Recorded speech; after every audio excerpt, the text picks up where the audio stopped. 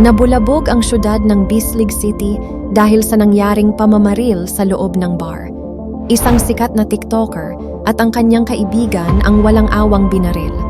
Bulagta at nakahandusay sa sahig ang dalawang babae. Ang suspect ang kanyang ex-boyfriend na pulis. Paano nangyari ang karumal-dumal na krimen? Panoorin ang buong kwento ni Janet Catarnabesa ng Bislig City, Surigao del Sur. Welcome mga boss sa channel natin, Red Crime Philippines. Dito ating sinasalaysay ang mga krimen na hango sa tunay na mga pangyayari. Kung gusto mo ang ganitong mga kwento ay mag-like, subscribe at i-click ang notification bell para wala kayong ma-miss na mga videos natin. Habang patuloy ang normal na takbo ng gabi at abala ang lungsod sa karaniwang gawain, isang insidente ang naganap na yumanig sa buong komunidad. Setyembre 2024, ang katahimikan ng Bislig City ay napalitan ng takot at dalamhati ng dalawang buhay ng kababaihan ang tuluyang nagwakas. Isang trahedyang nag-iwan ng mga tanong, pangungulila at panawagan para sa hustisya. Ang mga biktima ay sina Janet Catarnabesa, 25 years old at residente ng Barangay San Vicente, Bislig City. Ang isa naman ay si Karil May Abangan, 21 years old at residente ng Barangay Tumanan, Bislig City. Ang salarin ay walang iba, kundi mismo ang tagapagtanggol sana sa lipunan, isang pulis at nabibilang sa Provincial Drug Enforcement Unit ng pulis sa Davao Oriental. Police Master Sergeant Kenneth Viola Cacho, 37 years old at residente ng Barangay Poblasyon, Cati-il, Davao Oriental. Dito iikot ang kwento natin ngayon. Si Janet ay isa sa mga kilalang TikToker sa kanilang lugar sa Surigao del Sur. Minahal at sinubaybayan ng marami dahil sa kanyang natural na saya at positibong presensya sa social media. Ayon sa mga taong nakakakilala sa kanya, pinalaki siya ng maayos ng kanyang mga magulang. Isang mabuting anak, may respeto, at may malinaw na direksyon sa buhay. Matagumpay niyang natapos ang kanyang kolehiyo sa kanilang lugar, patunay ng kanyang pagsusumikap at determinasyon na magkaroon ng mas maayos na kinabukasan. Sa TikTok, si Janet ay kilala bilang isang masayahin at magaan kasama, palangiti, totoo, at madaling makuha ang loob ng kanyang mga manonood. Ang kanyang kagandahan ay hindi lamang panlabas, kundi makikita rin sa paraan ng kanyang pakikitungo sa iba, dahilan kung bakit libo-libo ang kanyang followers at patuloy ang suporta sa kanya. Sa mga sumunod na bahagi ng kwento, lumitaw ang isang lalaking nagkaroon ng mahalagang papel sa buhay ni Janet, si Kenneth, isang pulis na kilala ng ilan bilang magalang at tahimik. Ayon sa mga nakapaligid sa kanila, ipinakita ni Kenneth ang imahe ng isang gentleman, maalaga at malinaw ang intensyon kay Janet. Hindi nagtagal, umusbong ang mas malalim na ugnayan hanggang sa pumayag si Janet na pumasok sa isang relasyon kasama siya. Sa mga unang buwan, ang kanilang pagsasama ay inilalarawan bilang maayos at puno ng ligaya. Nakikita silang magkasama sa iba't ibang lugar sa Bislig. Simple ang mga date, tahimik ngunit makahulugan. Sa mata ng publiko, tila sila ang perpektong magkasintahan. Isang kilalang TikToker na nagbibigay saya sa marami, at isang pulis na sinumpaang maglingkod at magprotekta sa komunidad. Isang kwentong, sa unang tingin, ay puno ng pag-asa, ngunit kalaunan ay magiging sentro ng masusing pagtingin at mas mabibigat na tanong. Habang lumilipas ang panahon, unti-unting may mga detalyeng napansin si Janet na taliwas sa perpektong imaheng ipinapakita ng kanilang relasyon. Ilang beses niyang iminungkahi kay Kenneth na bumisita sa kanyang bayan. Tuwing off-duty nito, nais niyang makilala ang mga magulang ni Kenneth at masilayan ang lugar na kanyang pinanggalingan. Para kay Janet, ito ay isang natural na hakbang sa isang seryosong relasyon. Ngunit sa bawat pagkakataon, laging may dahilan si Kenneth. Kapag siya ay off-duty, ayon dito, abala raw siya sa pagtulong sa bukid at idinagdag pa niyang wala namang magandang mapupuntahan sa kanilang lugar.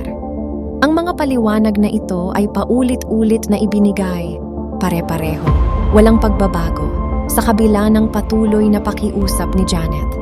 Dito nagsimulang pumasok ang mga hinala. Para kay Janet, hindi malinaw kung bakit tila iniiwasan ni Kenneth ang pagpapakilala ng kanyang personal na buhay, lalo na ang kanyang pamilya at pinanggalingan.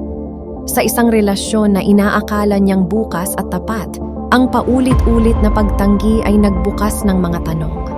May itinatago ba si Kenneth? At kung mayroon man, ano ang dahilan ng patuloy na pag-iwas? Ang mga tanong na ito, na noong unay tahimik lamang sa isip ni Janet, ay unti-unting naging bahagi ng mas malalim na kwentong kalaunan ay hahantong sa mga pangyayaring masusing sisiyasatin ng publiko.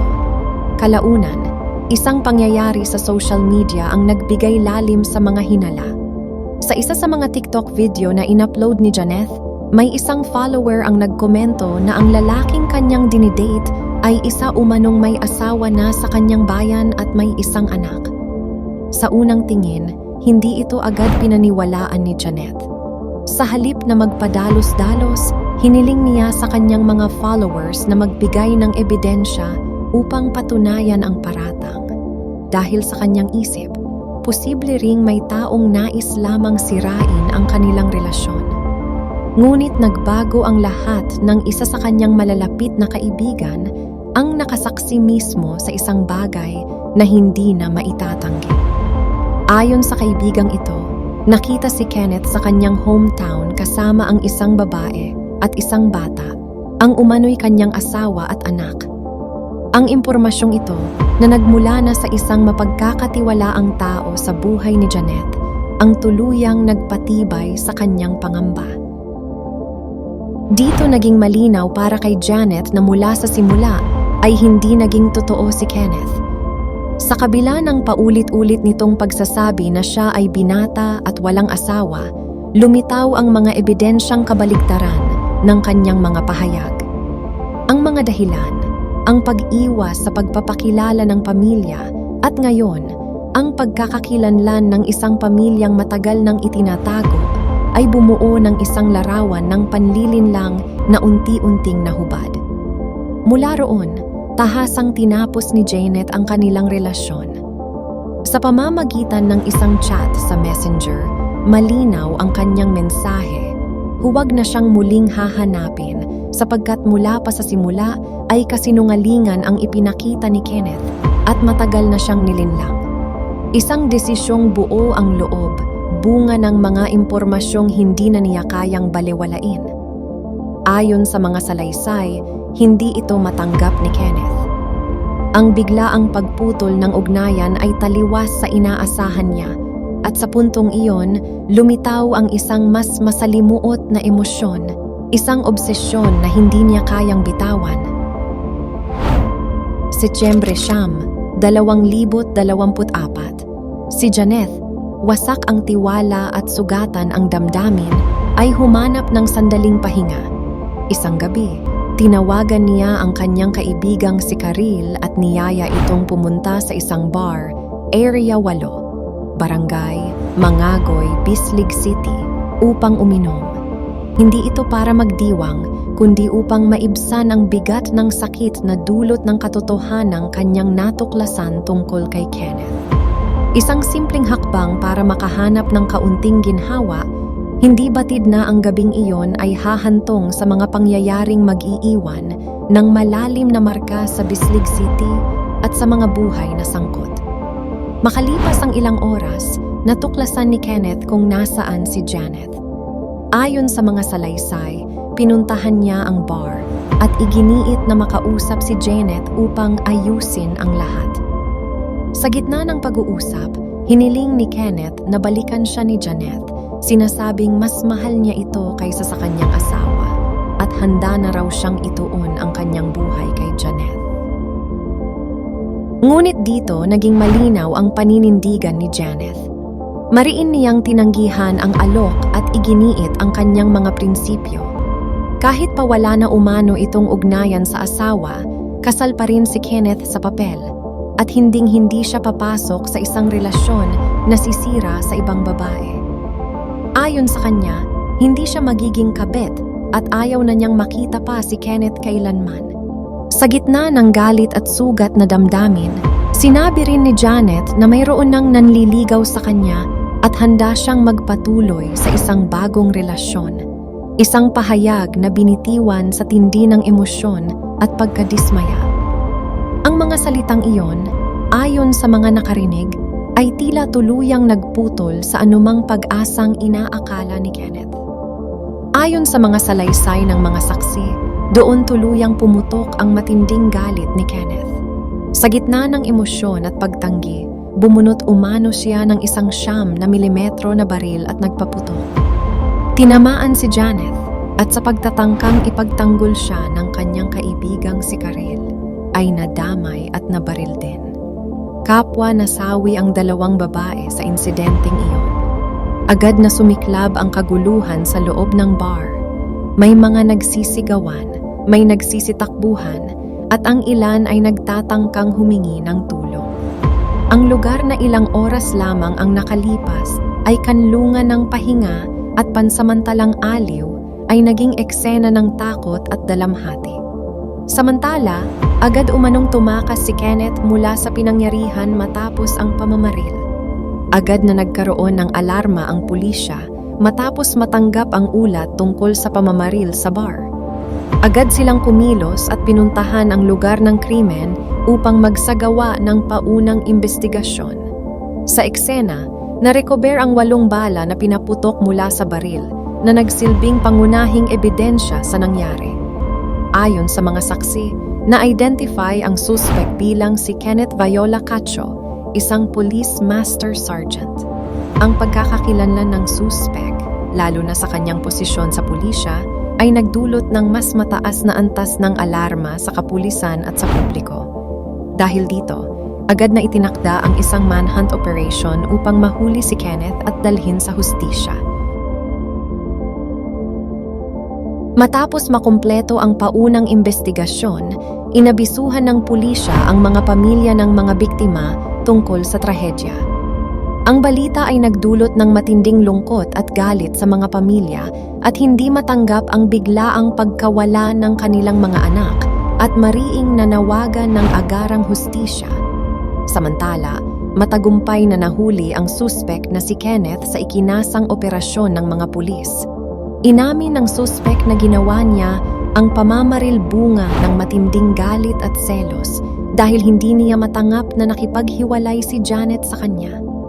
Sa kabilang dako, ang mga pamilya ni Kenneth at ang kanyang mga kasamahan sa Davao Oriental Police ay nahirapan at hindi makapaniwala sa nangyari. Ayon sa kanila, si Kenneth ay kilala bilang isang mabuting asawa at maaasahang pulis, isang tao na dedikado sa kanyang pamilya at sa serbisyo publiko. Matapos ang investigasyon, si Kenneth Viola Cacho ay pinatawan ng 2 kasong murder, kaugnay ng pagkamatay ni Janet at Karel. Agad siyang dinakip at ikinulong sa Bislig City Jail habang patuloy ang proseso ng hustisya laban sa kanya. Ang pagkakulong niya ay nagbigay ng bahagyang ginhawa sa mga pamilya ng mga biktima at sa komunidad ng Bislig City. Ang trahedya ni Janet at Karel ay paalala sa lahat na ang labis na galit, selos at obsesyon ay maaaring humantong sa karahasan at trahedya. Pinatay ni Kenneth ang kanyang dating kasintahan dahil hindi niya matiis ang paghihiwalay at ang pagkakaroon ni Janet ng bagong manliligaw, at ang masama pa ay nadamay ang kaibigan ni Janet. Ipinapakita nito na ang pagkontrol sa damdamin at pagrespeto sa desisyon ng iba ay napakahalaga. Kahit gaano pa kalalim ang pagmamahal, hindi dapat ito humantong sa pananakit o pagkawala ng buhay ng iba, at ang hustisya ay laging dumarating sa mga gumagawa ng karahasan. Kung nagustuhan mo ang kwento na ito ay mag-like, comment at subscribe para wala kayong ma-miss na videos natin. Hanggang sa susunod na True Crime Stories. Ingat!